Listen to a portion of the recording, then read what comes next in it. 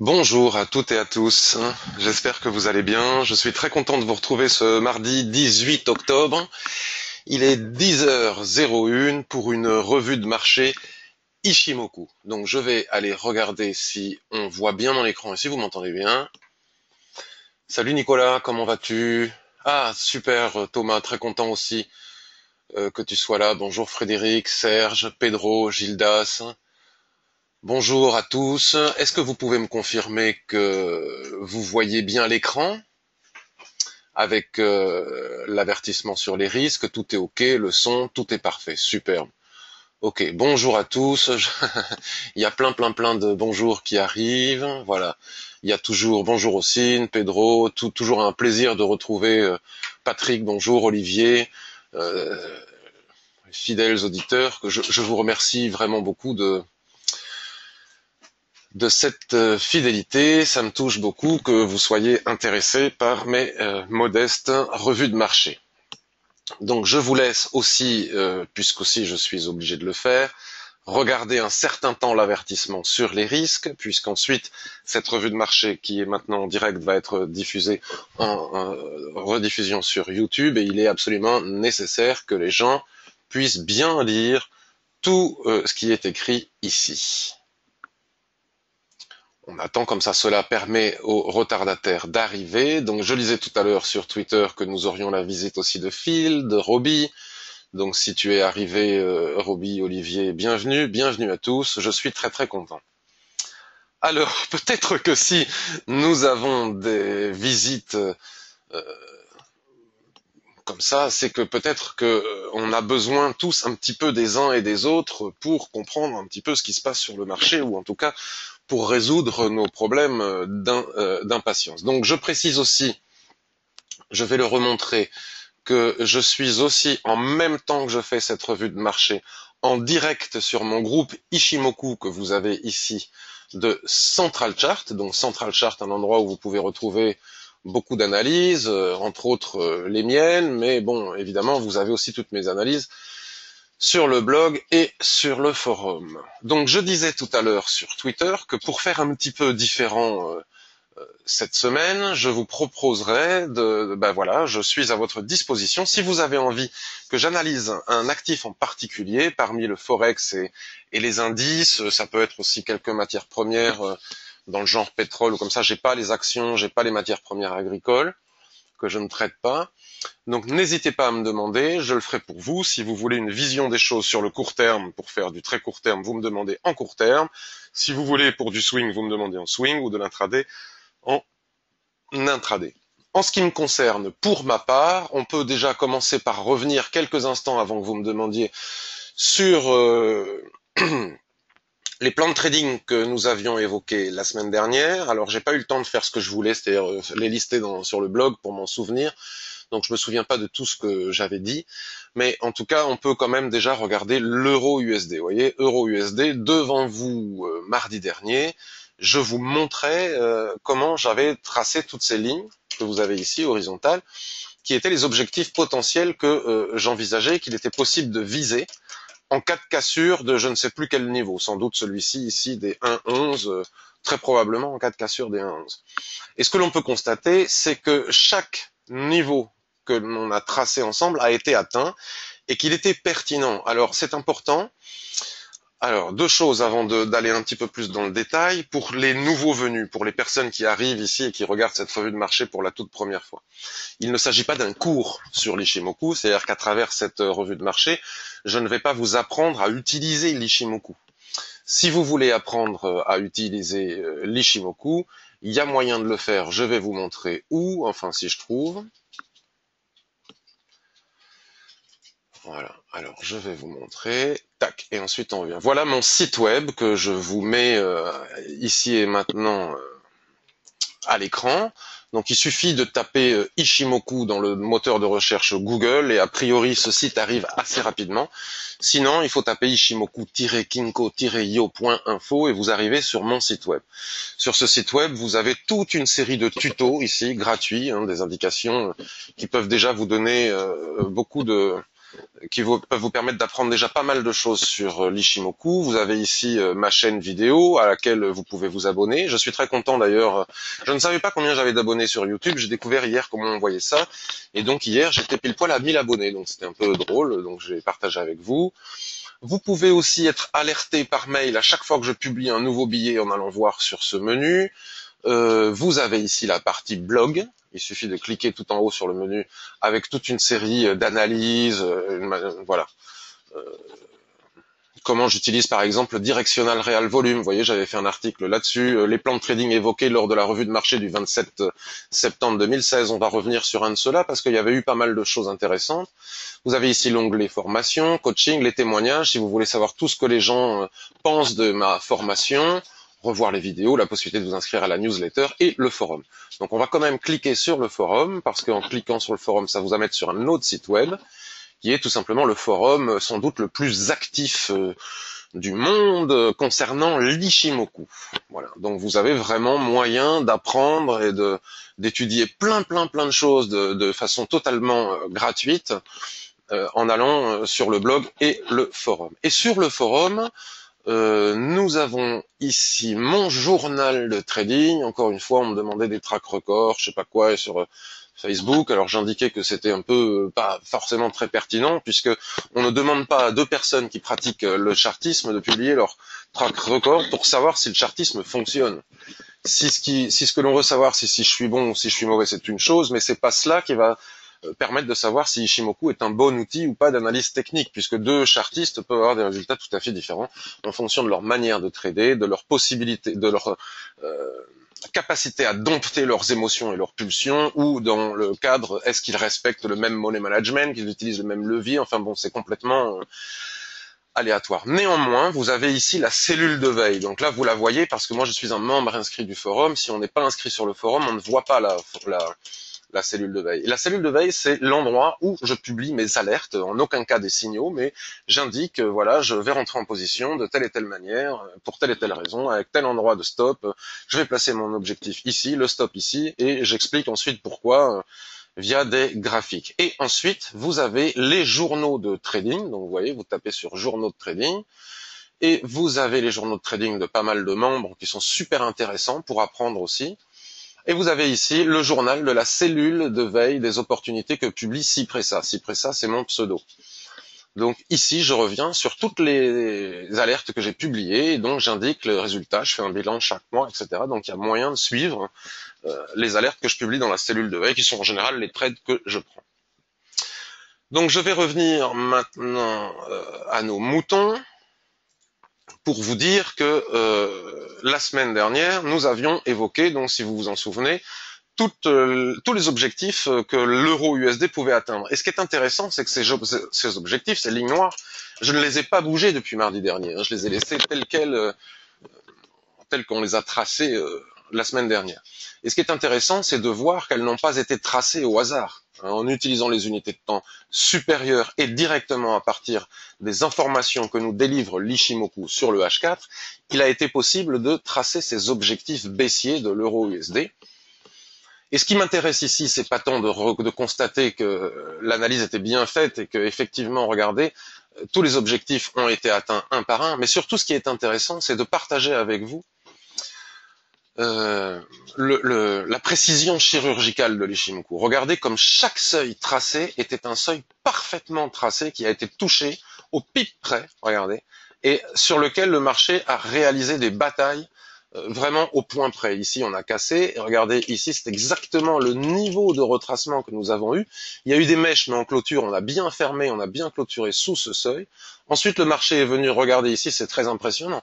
Au point près, le marché est venu chercher le seuil que nous avons ici, et puis, alors pas tout à fait au point près, à 2 ou 3 points près, le seuil que nous avions ici. Donc voilà, ça prouve la précision chirurgicale que nous délivrent les seuils de l'Ishimoku. Et pourquoi? Pas parce que c'est magique, mais parce qu'énormément de professionnels, énormément de gens qui ont la capacité de faire bouger le marché utilisent Ishimoku. Et donc quand Ishimoku, c'est comme le chartisme, c'est un outil qui nous délivre des seuils de support résistance, entre autres, que tout le monde voit, que la masse voit, et la masse agit sur ces seuils, tel qu'on peut le voir sur cet exemple.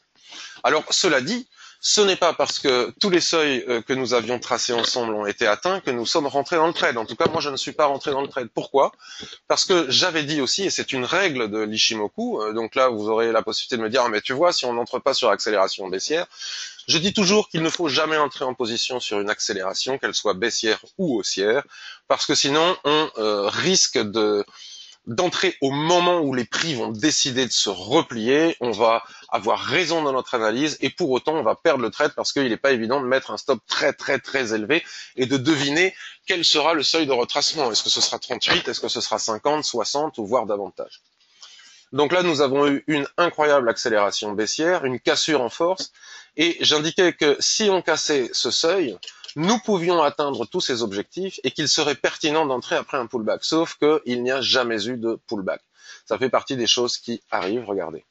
Il n'y a pas eu de pullback, il n'y a que lorsque nous avons atteint les 1,0986, la cassure s'est faite à 1,1075, 1,0986, à 7 heures du matin, en plus c'est pas évident, et là on a eu un niveau de pullback pour revenir chercher, voilà, là on en a un autre, ouais, sur la Kijun-sen, un retracement de 50% de toute cette baisse, qui est ici, si vous tracez les Fibos ici, vous voyez que le plat Kijun qui est ici correspond à 50% de retracement, et les chandeliers japonais sont en train de dessiner des structures de retournement. Est-ce que cela veut dire qu'il faut de nouveau entrer en position à la baisse? Je ne sais pas, j'ai pas fait une analyse sur les autres unités de temps pour le découvrir, mais peut-être que vous allez me le demander, et donc je tenterai de répondre à votre question. En tout cas, voilà pour l'euro USD. Donc j'en profite pour dire que ce type d'exemple peut donner envie aux traders débutants ou impatients ou qui a du mal à dompter ses émotions et ses pulsions d'entrer sur accélération baissière. Parce que très souvent, le trader particulier que nous sommes se dit, tiens, les prix accélèrent à la baisse, ça va baisser très fort, il y a des gens qui sont en train de gagner ici beaucoup d'argent, moi j'y suis pas, j'entre. Et à ce moment-là, on entre par exemple ici après une forte accélération baissière, lorsque les prix sont très éloignés de la Tenkan-sen. Il ne faut jamais entrer quand les prix sont très éloignés de la Tenkan-sen. Cela indique une situation de survente. Et à ce moment-là, on entre et on subit un retracement, mais pour autant, ici, ça n'a pas été le cas. Donc ça peut tenter des gens de le faire. Mais il ne faut pas le faire parce que ce genre de situation est rare. On peut avoir une panique baissière comme ceci, mais lorsqu'il y a une panique baissière, que ça baisse ou que ça baisse pas, qu'on gagne ou qu'on gagne pas d'argent, il ne faut pas y aller parce qu'il n'est pas possible de mesurer le seuil de retracement.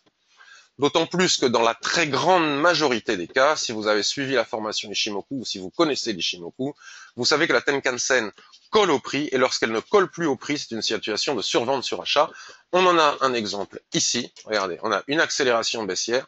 Les prix, la Tenkan-sen ne parvient plus à coller au prix. Les gens qui rentrent ici, poum, ils prennent le retracement dans la figure. C'est pas une très jolie expression, mais voilà. Donc moi cette semaine, enfin depuis le début du mois, je crois que je n'ai fait que 2 trades. Je n'ai pas, on est déjà le 18 et j'ai dû faire 2 trades, ça me va très bien. Je suis en plus-value avec mes 2 trades, j'ai aucune nécessité de trader davantage tant que j'ai pas de signaux clairs. Et en ce moment, je vous le dis très honnêtement, je sais que les gens attendent de moi que je puisse proposer des possibilités de trader ici et maintenant, mais franchement, j'en vois pas, je ne trouve rien. Et d'ailleurs, je vous propose de me demander d'analyser ce que vous voulez. Je vais le faire de suite. Alors, bonjour, bonjour, bonjour, bonjour tout le monde. Son OK, écran OK, son parfait. Salut vieux fou, salut Phil, comment vas-tu? Jean-Luc, première fois que j'assiste à ton webinaire, ben écoute, c'est très gentil. Bonjour Roby, bonjour Geoffrey.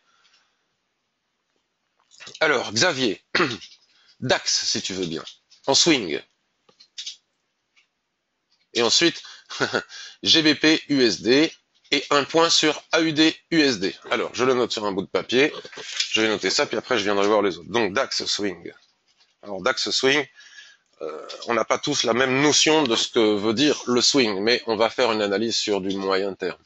DAX, GBP USD, GBP USD, AUD USD, puis ensuite, je fais ça, et ensuite, je reviens vers vous. Alors, GBP USD, AUD USD, objectif du jour, donc objectif du jour, j'en sais rien, mais intraday, y a-t-il un moyen, je poserai la question comme ça, y a-t-il un moyen de préparer un plan de trading pour trader aujourd'hui en intraday l'AUD USD? Donc la première réponse, c'est bien sûr, il faut aller regarder le calendrier économique. Je ne sais pas du tout ce qui nous attend aujourd'hui, j'ai pas regardé qui parle, qui dit quoi, quelles sont les statistiques du jour. Donc avant de faire quoi que ce soit, bien évidemment, il faut aller regarder le calendrier électronique, économique. DAX. Alors, le DAX, c'est pas très compliqué, comme je le dis tous les jours. En ce moment, l'avantage du DAX, c'est qu'il est facile à analyser et qu'il est facile de savoir où nous sommes sur la carte. Cela ne veut pas dire qu'il est facile d'entrer en position et d'avoir le bon timing d'entrée en position. Donc le DAX, comme je l'explique depuis de très nombreux jours maintenant, je vais faire un écran plus raccourci pour avoir une vue d'ensemble. Comme vous pouvez le constater, donc déjà, je rappelle que la première chose que fait un trader qui utilise Ishimoku lorsqu'il veut faire une analyse, quelle que soit l'unité de temps, c'est regarder l'orientation du nuage. Donc lorsqu'il regarde l'orientation du nuage, il peut savoir, grâce à cette observation, immédiatement si le marché est en tendance ou s'il est en range, autrement dit en dérive latérale. Donc ici, en regardant le nuage, je vous dis pas pourquoi, puisqu'il ne s'agit pas d'un cours Ishimoku, il est totalement à l'horizontale, il twiste sans arrêt, cela nous indique qu'il n'y a pas de tendance, donc par conséquent, quand il n'y a pas de tendance, il y a une dérive latérale, une consolidation, un range, et donc le DAX est en range entre 10 750 et 10 250. C'est vraiment pas très compliqué à analyser. Et à l'intérieur de ce range, l'indécision du marché est telle que les prix après avoir tapé en haut, ils n'arrivent plus à aller jusqu'en haut, puisque la logique voudrait qu'après avoir tapé ici en bas les 10 250, on remonte jusqu'aux 10 750. D'accord ? Mais ça va peut-être se faire dans les jours qui viennent, dans les heures qui viennent, mais pour le moment, il y a une grosse difficulté. Je vais vous montrer quelle est cette grosse difficulté. C'est la fenêtre que nous avons ici. Vous voyez ? Ici, regardez, dans le rond jaune, on a une belle fenêtre, qui est une fenêtre, autrement dit, un gap, hein, d'accord ? On a un gap avec la borne haute du gap qui est représentée par les lignes en pointillés vertes ici, et la borne basse du gap qui est ici. Donc, bien évidemment, ce gap, vous voyez, tac, gap, accélération baissière. Ici, si on revient un petit peu en arrière, parce que c'est toujours utile de revenir en arrière, les prix ont retracé jusqu'à la borne basse du gap, n'ont pas réussi à le combler. Ils sont redescendus tout à fait en bas du range, et là, le gap a été comblé il y a quelques jours.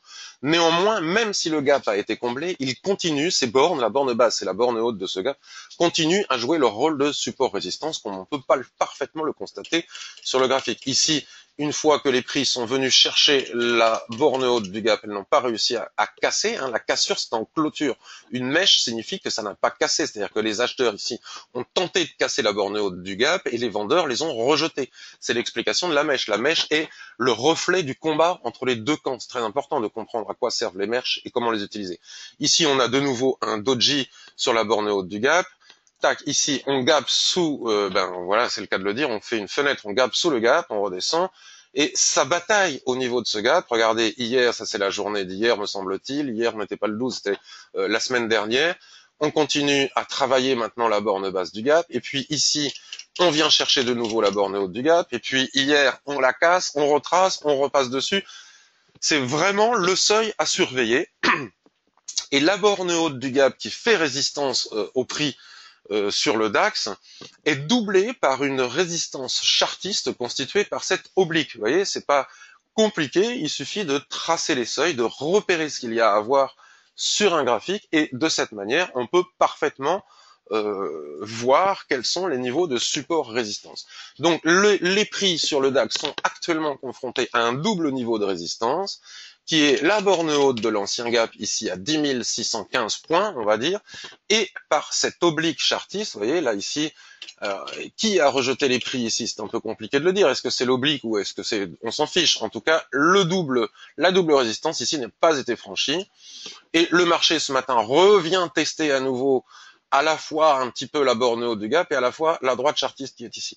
Donc, selon moi, tant qu'on ne casse pas, ici on a une fausse cassure, vous voyez, mais on pouvait ne pas tomber dans le piège en regardant le SP500, parce que lorsque l'on est arrivé ici, le SP500 était sous résistance, donc si le SP500 ne casse pas sa résistance, le DAX ne la casse pas non plus. Hein, on ne veut pas réalimenter le débat, mais on en a une nouvelle fois la démonstration ici. Je ne dis pas que c'est comme ça, en tout cas je dis que c'est mon point de vue, et c'est comme ça que je fonctionne pour analyser le DAX. Je me fie aussi au SP500, donc pour pouvoir prolonger cette analyse, je vais aller jeter un œil sur le SP500. Donc tant que le DAX ne casse pas les 10 600, on va dire, allez, en clôture, hein, je dis bien en clôture de chandelier, là nous sommes sur le H4. Donc tant qu'en H4, le DAX ne casse pas les 10 625 points, il est inutile de l'acheter. On va pas acheter le DAX ici et maintenant sous résistance. J'ai vu sur Internet ou Twitter des analystes qui avaient acheté ce niveau de résistance. Peut-être ils l'ont pas vu, peut-être qu'ils ont un plan que moi-même je ne vois pas. Mais moi, ici et maintenant, je ne l'achète pas tant qu'on ne casse pas les 10 625. Alors, si j'achète pas, est-ce que je vends? Ben, je ne vends pas non plus parce que, vous voyez, la compression dans la consolidation, là, les prix sont de plus en plus compressés, le nuage devient de plus en plus fin. Cela nous indique qu'à tout moment, ça peut partir dans un sens ou dans l'autre.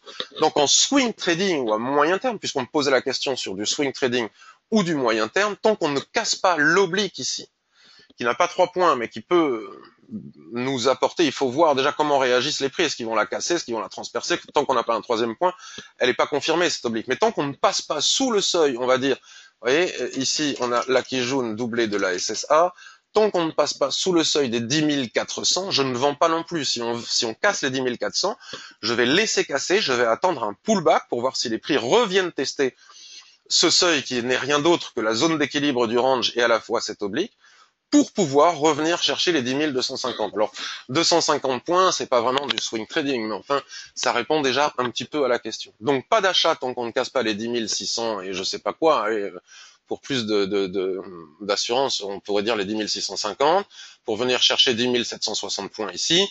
Je ne peux pas prétendre à aller chercher davantage que 10 760 points, puisque maintenant, depuis le 15 août dernier, ce seuil n'a jamais été cassé. Et si on casse ce seuil ici, la ligne en pointillé à la baisse, je viens chercher les 10 250 après pullback, en attendant que les prix reviennent s'appuyer sur une des lignes de l'Ichimoku qui va redescendre. Maintenant, si on veut avoir un point de vue à un petit peu plus long terme, là, je n'ai pas besoin, vous savez, l'Ichimoku s'utilise en analyse dynamique, c'est-à-dire qu'on regarde sur plusieurs unités de temps. Donc là, ici, on a la perfection de l'Ichimoku, un nuage, excusez-moi, j'ai le micro ça doit faire gric dans vos oreilles. Je vais essayer de le déplacer, voilà. Ici, nous avions le nuage qui était parfaitement haussier. Twist, regardez comme il est fin. C'est la zone d'équilibre du range. Hein, quand le nuage se met à plat, comme ça veut dire qu'il n'y a pas de plus haut, pas de plus bas sur les 52 dernières périodes, ni même sur les 26 dernières périodes. Donc on voit bien la nécessité de casser et ce seuil pour revenir chercher le haut du range.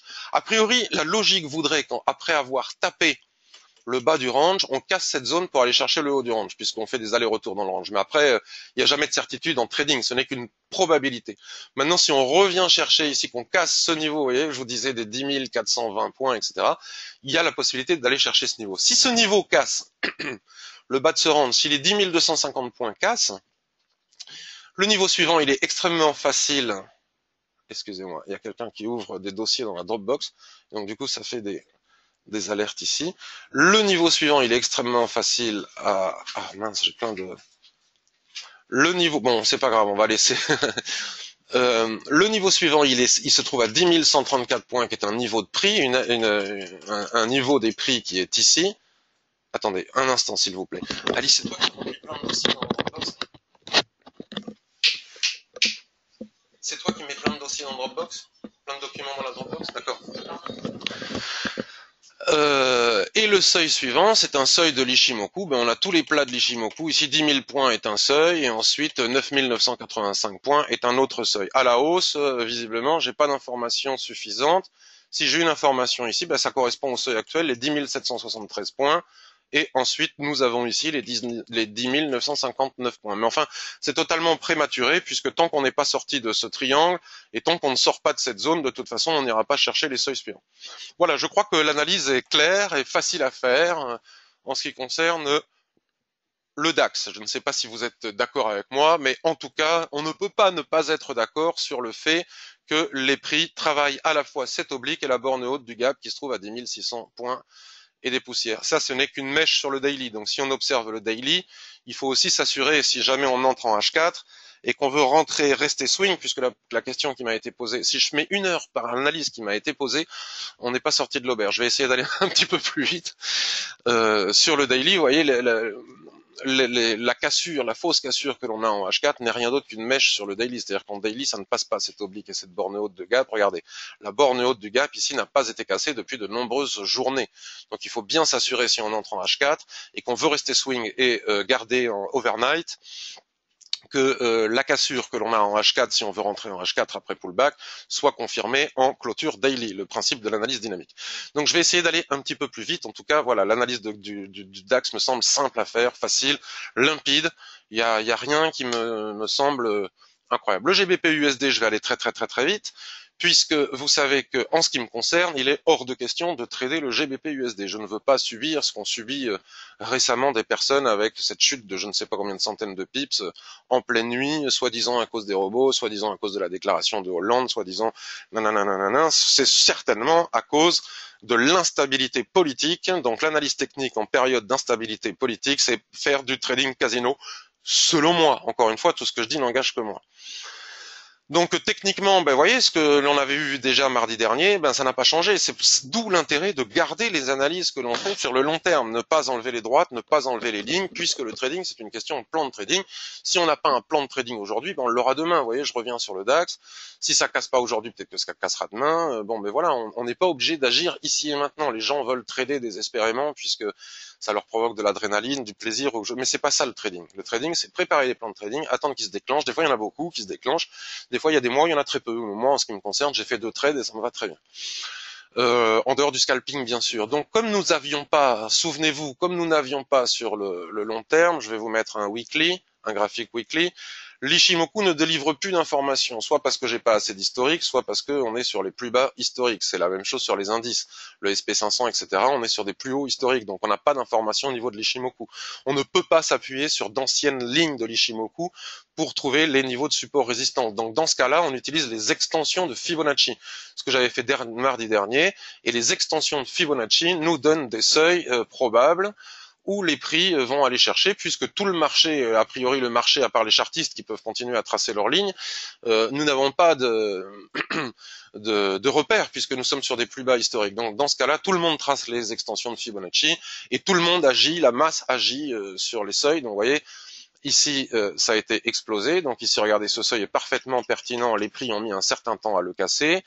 Ils l'ont cassé, ils sont descendus, ils retracent sur ce niveau, et là on peut tracer une sorte de dérive. Alors elle est en triangle, elle n'est pas rectangle, je devrais tracer un triangle. Enfin, ceci dit, tant qu'on ne casse pas par le bas les 1,21 et tant qu'on ne casse pas par le haut, on va dire les 1,23, il n'y a rien à faire à part trader à l'intérieur de ce rectangle. Vous savez qu'on peut très bien vendre en haut et acheter en bas selon les conditions que vous connaissez, les mèches, les volumes, etc., que je ne vais pas répéter ici.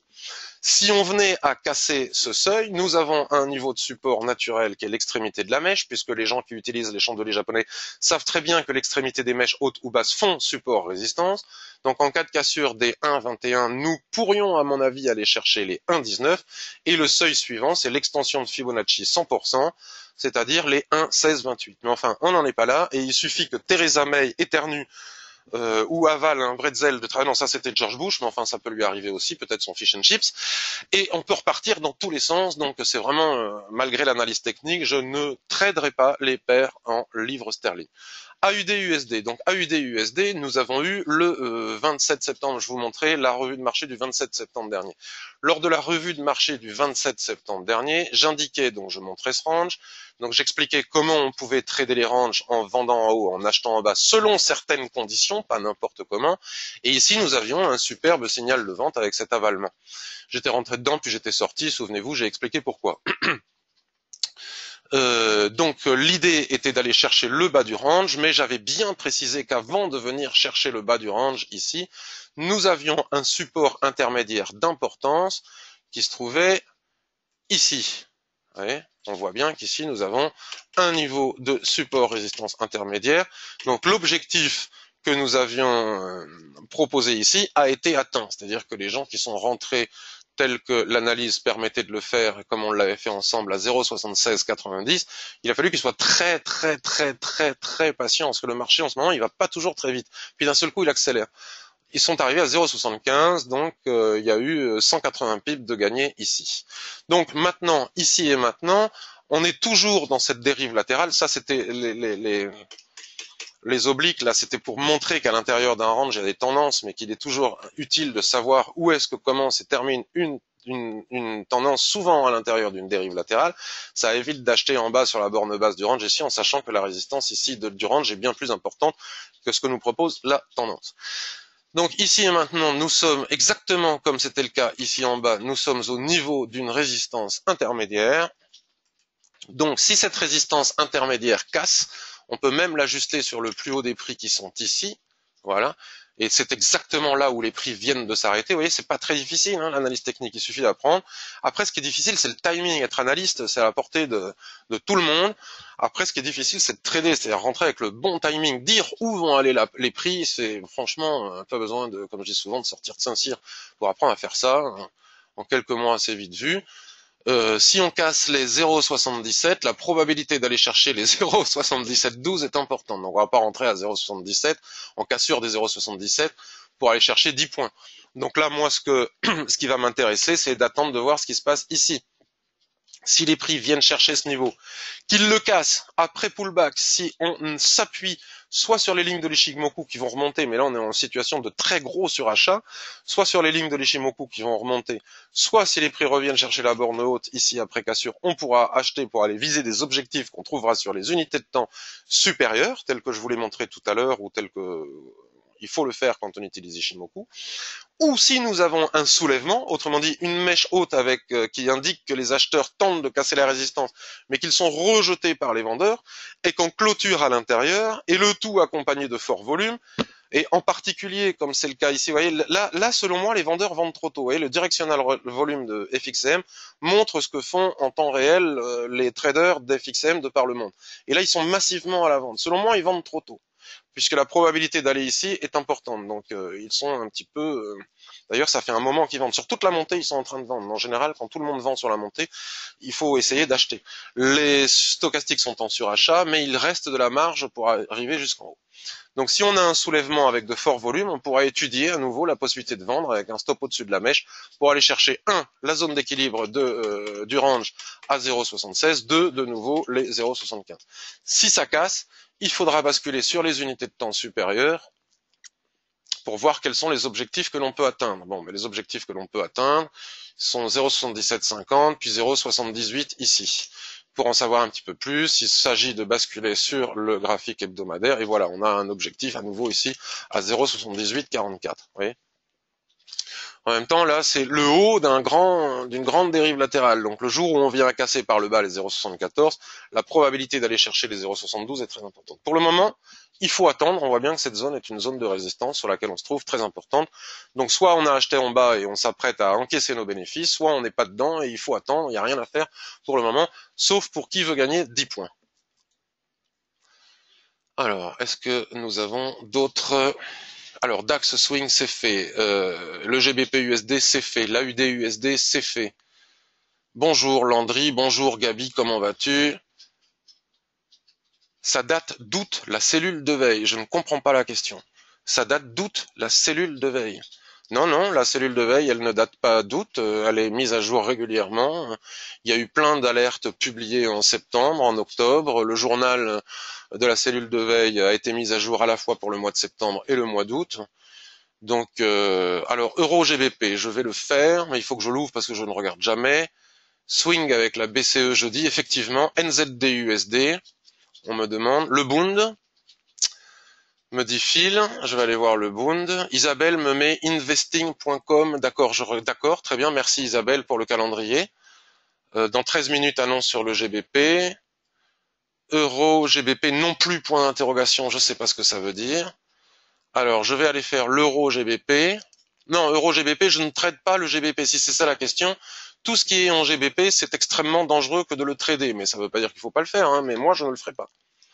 Donc, je note NZD USD. Bon, mais NZD USD, ça doit ressembler à AUD USD. Bund. Pour voir si Phil, tu me diras après sur Twitter si tu es d'accord avec moi. Et euro GBP. Ok.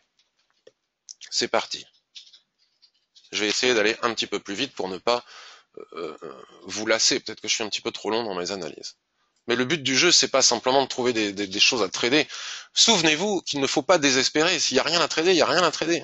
Ça viendra. Il y a des périodes où il y a beaucoup de choses à trader. C'est comme en sport, hein, comme je dis souvent, temps faible, temps fort. Quand on est dans un temps faible, ben on va se promener. Enfin, moi, je fais de l'intraday. J'ai pas besoin de trader tous les jours. Donc EuroGBP. Donc la première chose que doit faire un trader qui utilise Ichimoku, c'est de regarder le nuage. Donc ici nous avons un nuage orienté à la hausse qui nous indique que nous sommes dans une tendance haussière et ce nuage est en train de se mettre à l'horizontale et il n'est pas loin de twister et de devenir tout fin. Donc quand il devient tout fin, il nous dit ne traite pas, tu prends un gros risque d'explosion dans un sens ou dans l'autre.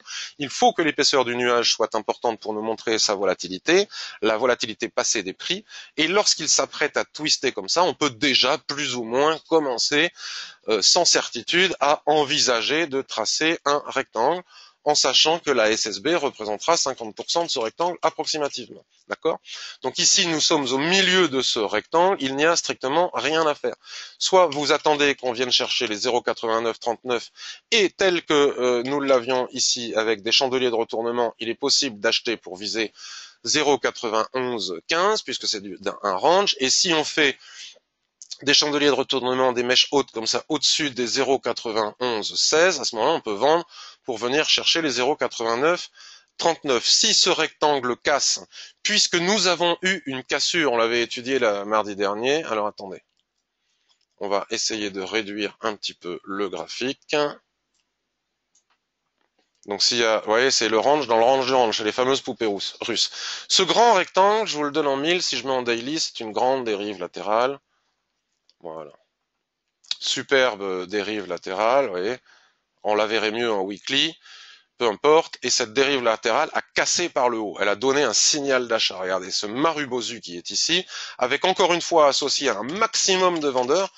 Les particuliers adorent acheter les bornes hautes de range et vendre les bornes. Et les market makers se régalent. C'est-à-dire les brokers qui tradent contre leurs clients sont spécialistes de prendre beaucoup d'argent à leurs clients sur les bornes de range, comme le démontre cet exemple. C'est-à-dire qu'ici, au moment où les prix sont en train de casser le range, la plupart des particuliers qui vont repérer la résistance le vendent, alors que ça casse. D'accord?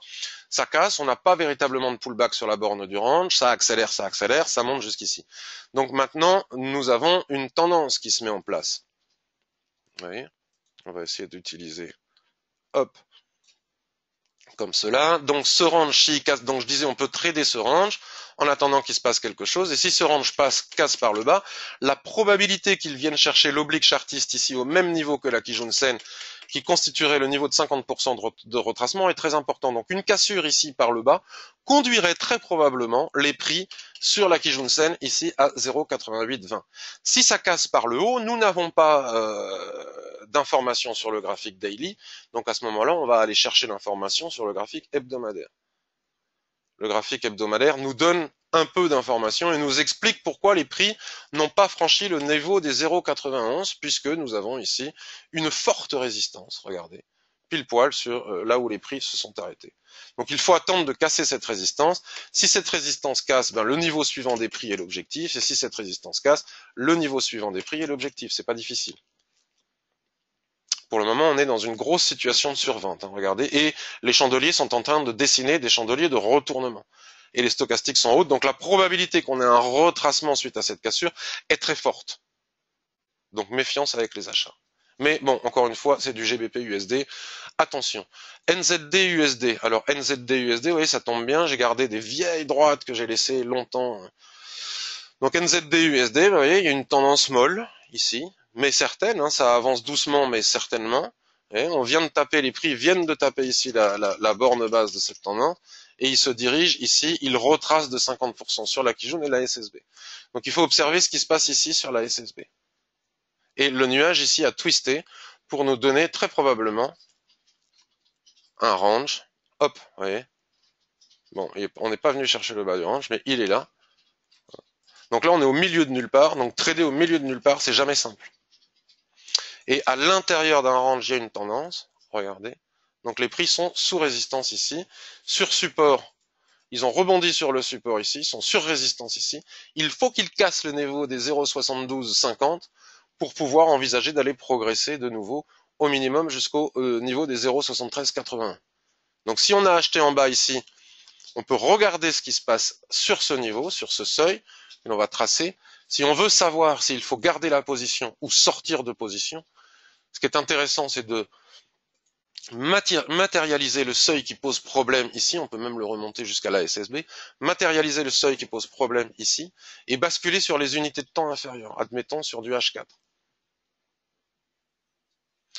Si, une fois que les prix vont venir chercher ce niveau, vous voyez se dessiner des chandeliers de retournement, des doji, des pendus, des avalements, des étoiles du soir, enfin je sais pas, il y en a plusieurs, à ce moment-là, il est pertinent d'encaisser les bénéfices. Par contre, si ça casse avec des chandeliers de continuation, il faut rester en position pour aller chercher au moins l'intersection entre Kijun et la droite chartiste, voire ensuite le niveau des 0,72 et des poussières qui se trouvent ici. Mais ici et maintenant, si on n'est pas en position, ce n'est pas pertinent d'y entrer, puisqu'on ne va pas acheter sous résistance et puis vendre ici sans savoir si ça va casser ou pas, c'est totalement prématuré. Il faut attendre. Tiens, là encore, on a un twist après cette belle tendance baissière. On a un twist. Ce twist peut nous donner aussi quelque chose comme ça. Voilà. Et ça correspond, ça coïncide pile poil au seuil que l'on vient de tracer ici. Donc il faut observer ce qui va se passer ici. Si on est très pressé, on peut basculer sur des unités de temps encore inférieures. Si on a le temps aussi et qu'on n'a rien d'autre à faire que de passer sa journée devant l'écran, et constater comme la tendance à qu'on vient de signer est parfaitement bien soutenue par la Kijun-sen ici. Sauf que là, maintenant, on arrive sur un seuil majeur, donc on ne peut plus rentrer. Il fallait rentrer soit en bas, soit ici, soit éventuellement encore ici, soit ici, mais maintenant, on ne va pas acheter ici, alors qu'on a une résistance juste à 10 points au-dessus de nous. Donc là, si on a des seuils de retour, des chandeliers de retournement, on va pouvoir vendre pour trader soit le retracement, soit attendre que ça casse. À ce moment-là, attendre le repli, et une fois que le repli a été fait, tac, on va chercher les objectifs haussiers suivants.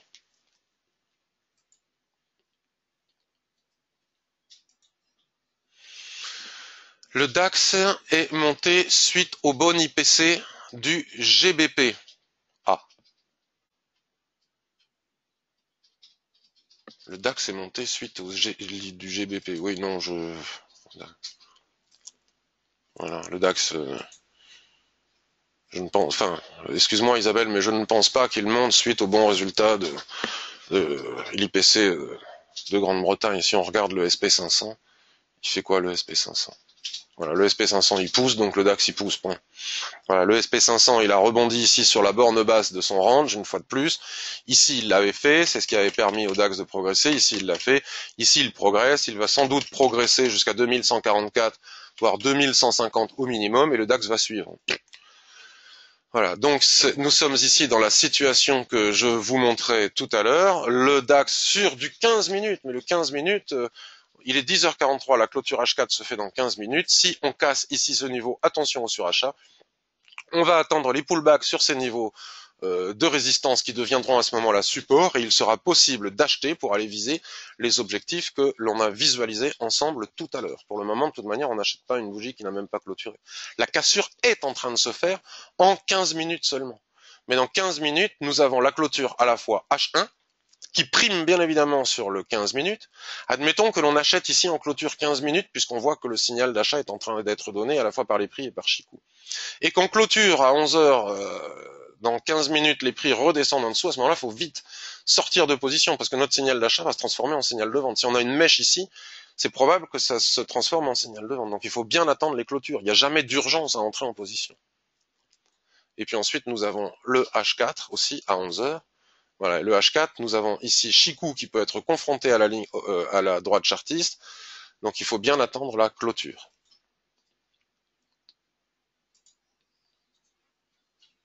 Ah d'accord Isabelle, pardon. Non, je ne pense pas Isabelle que... Encore une fois, ça n'engage que moi, je peux me tromper, je ne pense pas qu'on puisse faire un lien entre la statistique en Grande-Bretagne et la petite poussée actuelle que l'on a sur le DAX.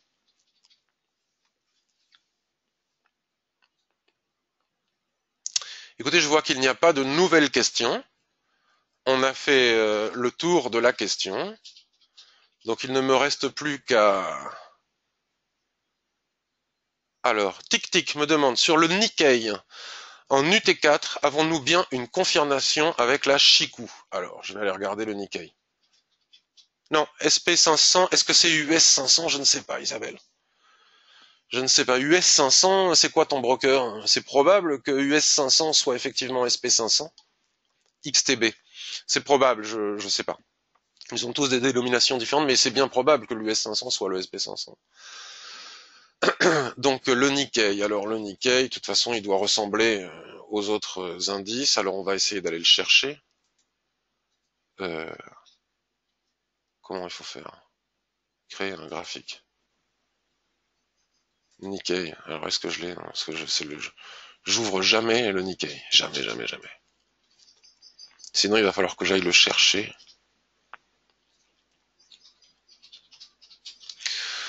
Ok, alors attends, parce que là, le problème, c'est que si j'ouvre ça, tout le monde voit mon numéro de compte. Bon, c'est pas grave. Tout le monde peut profiter de mon numéro de compte et de voir que je traite bien sur un truc réel. Exotique, JP, Nikkei, ça doit être lui.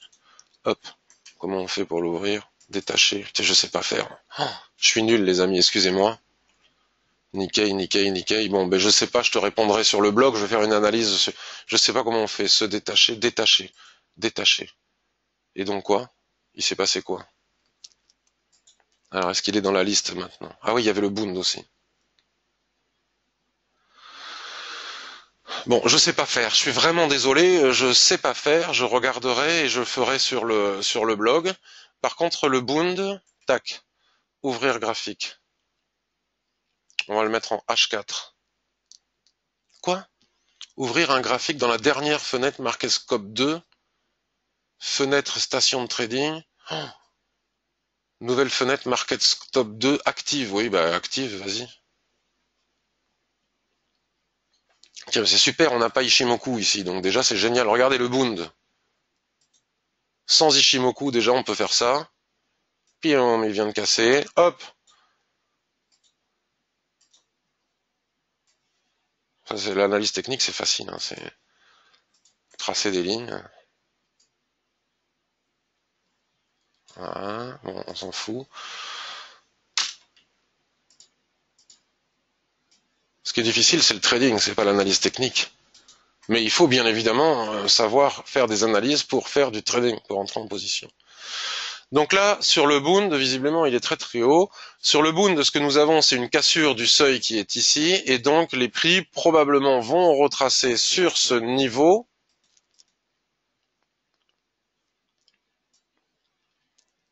Hein, hop, donc ça c'est plus valable. Ok, donc maintenant on va ajouter Ishimoku, appliquer modèle. Tac, donc du coup forcément ça m'a enlevé ce que j'étais en train de faire.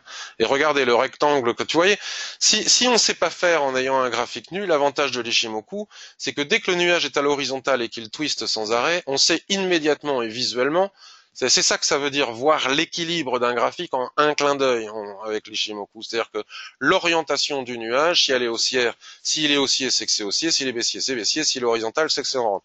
Donc en un clin d'œil, on sait exactement où on est. En un clin d'œil, on sait exactement où on est.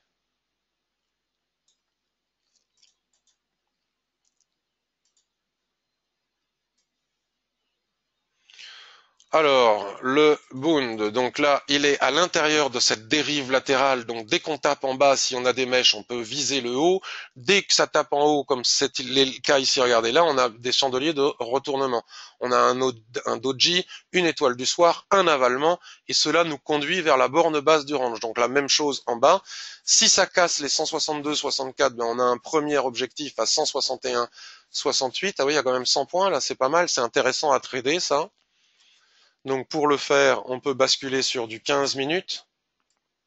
Là pour le moment, on est au milieu de nulle part. Voilà, et une cassure de ce niveau ici ouvrirait la voie après throwback vers les 161,68. Pour le moment, on ne peut pas le faire puisque pour le moment, le marché est incrusté là-dedans. Vous voyez, donc là encore, si on casse à très court terme, si on veut faire du trading de très court terme, si ça casse les 163,20, on peut venir chercher les 162,80, après les 162,80, les 162,60, et après les 162,60, il y a 100 points à prendre ici.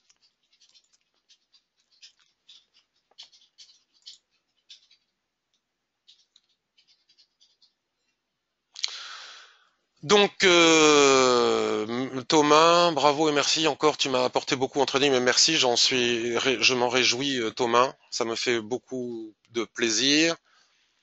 Olivier m'explique comment. Alors, il faut que tu enlèves une paire et mettes celle que tu veux à la place pour ensuite aller la chercher. D'accord. Mais a priori, je peux afficher beaucoup plus de 20 paires hein, avec mon compte de la thèse 2. Mais merci pour l'info. Donc je vous remercie beaucoup. Donc si vous avez aimé cette revue de marché, vous pouvez vous aussi me rendre un petit service, en parler sur les réseaux sociaux. Lorsque je vais publier la vidéo YouTube sur Twitter, vous pouvez la retweeter, vous pouvez dire ce que vous en avez pensé. Si vous n'avez pas aimé, vous pouvez le dire. Si vous avez aimé, vous pouvez le dire. Et ce sera très très très très très gentil à vous. Ça permet à tout le monde de permettre de connaître l'Ishimoku. Et si vous avez besoin d'informations sur les formations ou comme cela, n'hésitez pas à me poser la question, je vous répondrai avec plaisir. Isabelle me demande comment différencier une mèche d'avalement et une étoile. Alors alors Isabelle, là je peux pas répondre à cette question-là tout de suite maintenant. Je ne crois pas qu'il y ait des mèches d'avalement, si je ne dis pas de bêtises. Un avalement, c'est le corps plein d'un chandelier qui englobe, qui avale les chandeliers précédents. Une mèche, c'est une mèche qui peut faire un doji, qui peut faire une étoile filante, qui peut faire plein de choses, et qui est le reflet du combat entre les deux camps. Donc pour cela, je t'invite à lire les ouvrages de Monsieur Steve Nisson sur les chandeliers japonais.